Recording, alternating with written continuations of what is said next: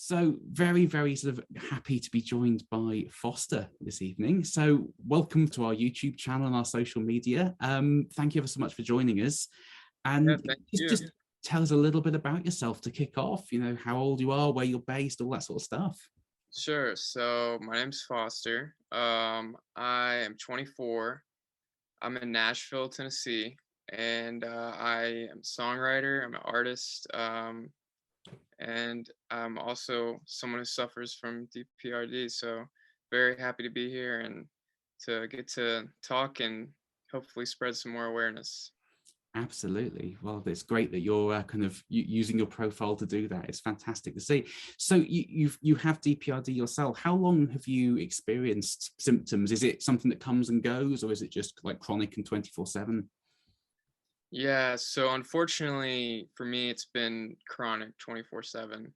And I think it's been a little over 10 years now that I've had it. And that's ironically the same time I started making music, which is kind of interesting. But um, it's been a long journey. And I mean, sometimes there's been times where it's been, something I can deal with. And then there's been a lot of times where it's just too much. And I mean, years at a time. So it's been tough, but 10 years, yeah. 10 years. I mean, yeah, it's a huge amount of time to experience like a chronic illness, you know, and it, as you Yeah. well know, it affects your life in very significant ways. So I'm guessing you will have gone through time at school with the condition as well. Did it Yeah. affect school in terms of taking on new information in the classroom and things like that?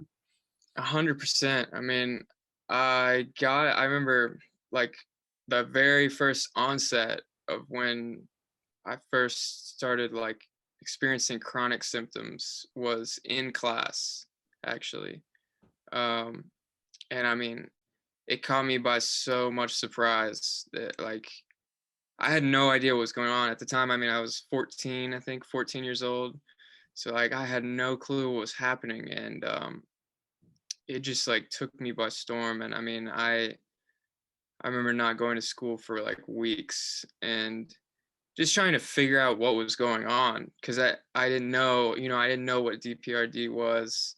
Like I was 14, I didn't know anything really. So um yeah, I mean, at that time, of course, it really did affect, but then throughout like my later school years, um it's just like, I mean, it does affect you, but it's just something that weighs on your head, like school is stressful enough as it is, and to have to deal with this at the same time, it was just like it weighed on top of that, which was not fun for sure.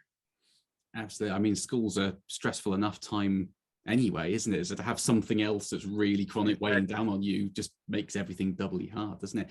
And Yeah. you started with it when you were 14. How long did it take you to discover that your symptoms had a name, that it was called DP or depersonalization?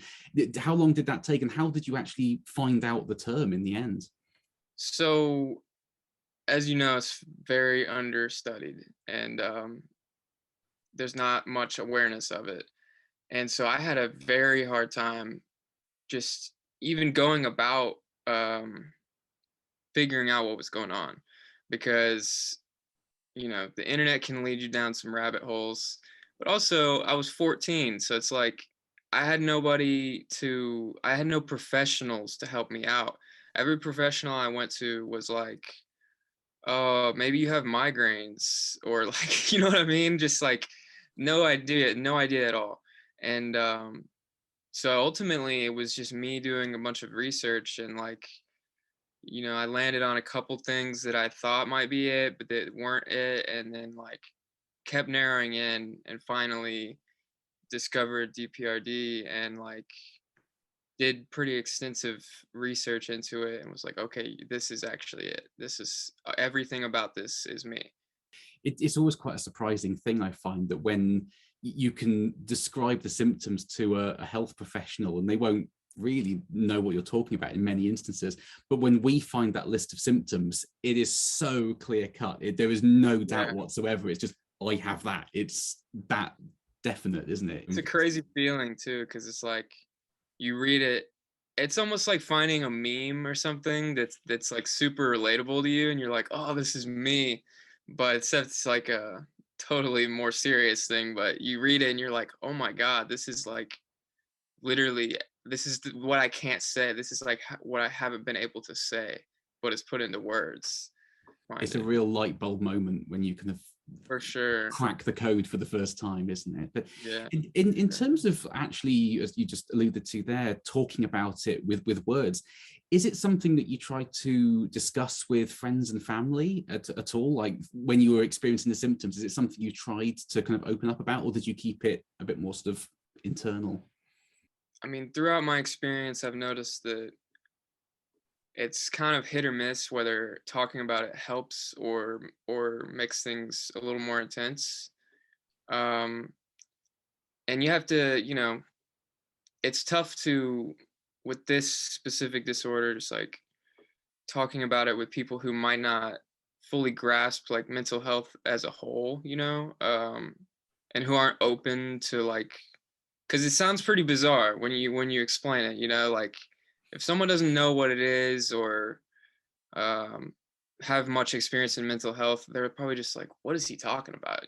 So especially being younger, that was something I didn't want to just like freak people out, I guess. And but I talk to my parents and my close friends, like they're all very supportive. And but even then, it's like it's tough because no one can really feel it or necessarily like understand it unless they've felt it before.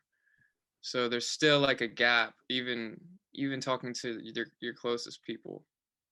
Absolutely. And in terms of like the family friends that you did open up to, what sort of ways would you try and describe the symptoms to them? As you say, it's something that can be so easily misconstrued by people, and it can come across the wrong way. What sort of metaphors would you use to actually describe the symptoms to someone that might not have necessarily experienced them? I think I'm a big like metaphor guy, so I've come up with a lot probably throughout the time. But aside from like the typical stuff you would read online, that's like pretty generic descriptors of DPRD. Obviously, I use those, but there's more that I've kind of come up with that to me relate more. Like such as like playing a video. It's almost like you're playing a video game of your own life. Um, and just that kind of might sound fun, but it's definitely not a fun game for the most part. um but yeah, I mean, like that's one. And like watching yourself as a movie sort of,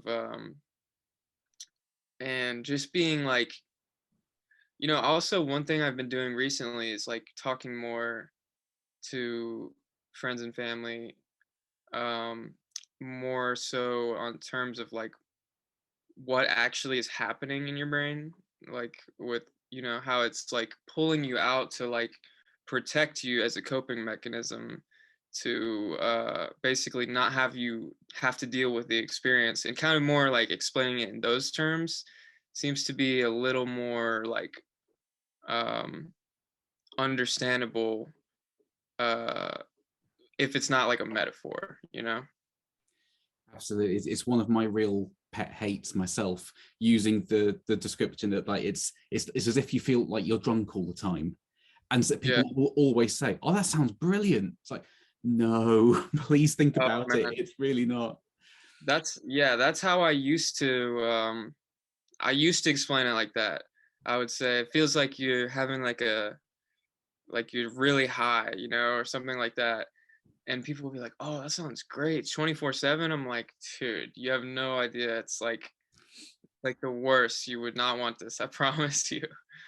Absolutely. And that's why I was trying to explain to people is like, if you had an alcoholic drink and you feel a bit tipsy, imagine never coming down from that. And then the next time you have a drink in 2 weeks' time, it kind of adds on top, and you never come down from that, and you get more drunk and you never sober up throughout your life. That's what it's like. It's not a fun thing whatsoever. Like that without all the fun aspects of drinking. Yeah, there was just the like bad minus aspects. everything that's fun, it's like only the bad. I think that's probably the best way of putting it. I'm going to use that from now on. So of course you're a musician by trade, and you know you've been releasing songs for quite a while now. It's very sort of strange. The more people I speak to with depersonalization, so many people are creatives, be it music, art, acting on stage. You know, there's a lot of creativity in the world of DPRD. Has the condition affected your music making and your ability to be creative over the years? Has it sort of affected negatively, positively, or not at all? Yeah, that's a good question. I mean, it's really interesting. Like as you said, that there seems to be maybe some sort of link there. And you know, like I said, I started making music right around the time that I got DPRD, which you know could be a coincidence. I'm not really sure, but it's affected me. You know, it's easier to think about the negative ways it's affected me, just because that's how it is. But you know, like sometimes it's just tough to concentrate like at the most general point. Like it's just you know, sometimes I'm not having a good day in regards to how I feel with DPRD, and like I just don't want to write a song, you know. um or I can't focus on like being in my own experience and like accessing my emotions to like um you know, talk about stuff that I personally go through. And it's actually um, kind of interesting. I'm just not realizing like I write a lot of my music um, as fictional stories that I'm not involved in, like not from my own personal experience.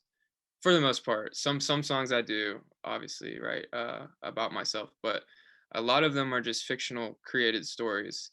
And I'm wondering if maybe that's because I have trouble accessing my own like experiences because of how like dissociated I am, you know. um so I guess in a weird way that could be a positive and a negative. um but yeah, I mean, I would say probably mostly negative, but I think it's also brought up like a new perspective, you know, like on life, I guess. And I'm not even exactly sure what that perspective is, which is weird to say, but like it's just you know, it's different. At times it makes me appreciate things more. Um and I think maybe it's brought in some interesting like concepts song wise, and just like I don't know. It's fascinating to hear how it's almost like you write songs from an outsider's perspective rather than the first person perspective most of the time. For sure.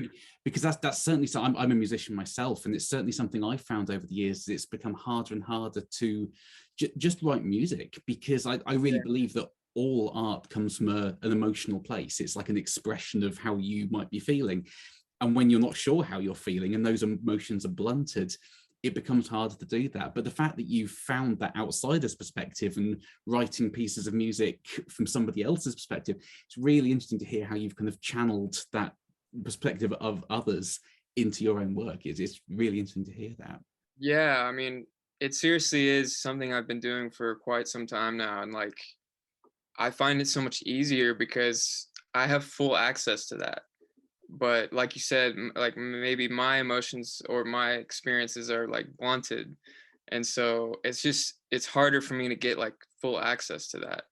And it's just, you know, I can like pull some experiences from these fictional stories I make, but for the most part, yeah, it's just like a third person thing, which is kind of what DPRD is in a way, you know, just third person. It's almost, that's what it almost feels like. I mean, I couldn't agree more on that. Yeah, I think you're absolutely dead on that. Now, you do have a new song out that dropped very recently called "I Tried Everything," and from what I can tell from the lyrics, that as someone who experiences DPRD, those lyrics really hit home with me. Is that song about DPRD specifically, or is it mental health in general, or is it nothing to do with that? Am I reading it wrong?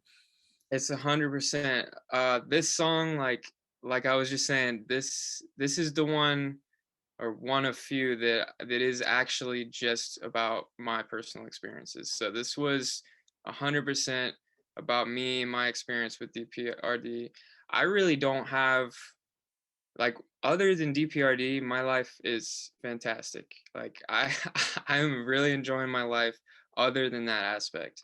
And it's been just really tough this past like year, maybe year and a half for me. Kind of had like a almost like a second wave of DPRD that's like at similar severeness to like when I first got it, for some reason. But so it's been really tough. And yeah, I wrote this song just like I heard the so it's a sampled song, right? And like the chorus says, I swear I tried everything, cut the cover for some tea. Um, and when I heard I swear I tried everything, I was just like, dude, I have actually tried everything. And I was just, that resonated with me so much. And I was like, I've got to write this song. And I didn't write it trying to, when I create these fictional stories, it's like I'm trying to um, be relatable. I'm trying to also paint like a cool, just like an interesting story. But with this one, I had no plans. I was just writing how I felt, and like really kind of doing it in a therapeutic way almost. Um, and most of the stuff that I make that's therapeutic for me is not stuff that I would release. But this one was kind of like hit the sweet spot on, like the sound, like sonically, with also me being able to like be therapeutic on it. Um, so yeah, it's 100% about DPRD. There's a line in the chorus that just, it kind of just hit me there as someone who experienced it. It's like, I'll probably get this line wrong, but it was something like, I don't know why it's got to be so hard to exist, or something along those lines. And it's like, yeah, that pretty much says it in one line, doesn't it? It's so dead on. In terms of describing DPRD in music and art, is that something that was kind of easier than just using words alone for you, actually creating, a piece of artwork that actually depicts the condition? Or was it hard to actually come up with that song and those lyrics, or was it quite a natural process in terms of just letting it all out? I think it was somewhere in between, hard, difficult and easy to get it out. But I think it's definitely easier to talk about, I guess, the struggles and like almost the day-to-day life of having like pretty severe DPRD, rather than just telling someone,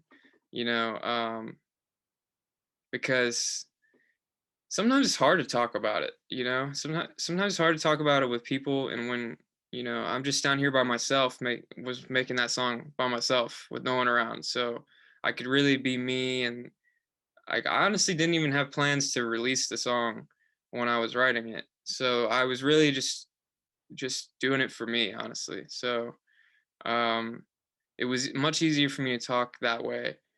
And yeah, I just think there's something like beautiful about um like mixing art and struggle.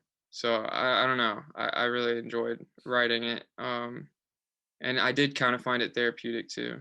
Brilliant. And I mean, it comes across in the song that it was kind of a good experience for you writing it. I think, that definitely kind of comes across. And I should say that as well, the video that goes along with it is absolutely phenomenal. Is it Holly Warburton? Was it who animated it?